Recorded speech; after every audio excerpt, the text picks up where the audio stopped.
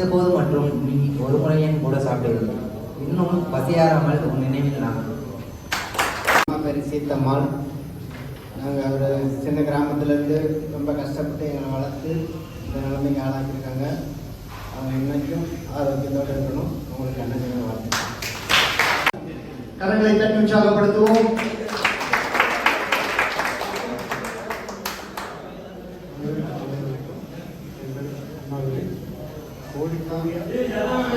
கிடைக்காத ஒன்று அம்மாவோட அன்பு. எல்லாரும் அம்மாவை பார்த்துக்கிறாங்க. கவனமா கேட்போம். கஷ்டப்படும் போது அம்மா கூட இருந்தாங்க. நல்லா சிங்கப்பூர் வந்து நல்லா இருக்கும்போது அம்மா கூட இல்லை. ரொம்ப வருத்தமா இருக்கு. அவங்களை நினைச்சு பார்ப்பதே ஒரு பெரிய காரியம், ஒரு பாக்கியமாக இருக்கிறது. யார் வேற யார் வரீங்க? வாங்க, கரங்களை தட்டி உற்சாகப்படுத்துவோம். என் பேர் மணிகண்ட.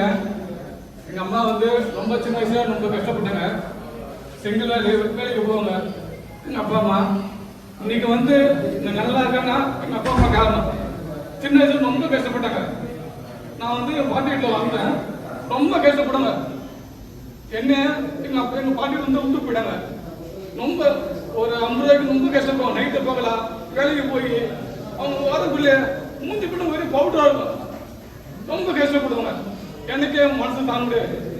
ஏம்மா இவ்வளவு கஷ்டப்படுற? நான் உனக்கு லாஸ்ட் வரைக்கும் நல்லா உனக்கு பார்த்துப்பேன். உன்னை கடுங்காலங்க ரொம்ப பார்த்துப்பேன். உனக்கு லைஃப் வரைக்கும் என் கூட வச்சுப்பேன். உனக்கு எந்த கஷ்டமும் கொடுக்க மாட்டேன். இப்போ வந்து எங்க அம்மா வந்து ரொம்ப மிஸ் பண்றேன். எங்க அம்மாவை ரொம்ப மிஸ் பண்றேன். அவங்கள லாஸ்ட் வரைக்கும் நல்லா பார்த்துக்கணும். கண்டிப்பாக நல்லா அவங்களுக்கு கேட்கறது நான் வாங்கி கொடுக்கணும். அவங்களுக்கு எல்லாம் சந்தோஷமா அவங்களை பார்த்துக்கணும். அதான் என்னோட ஆசை இருக்கு லாஸ்ட் வரைக்கும்.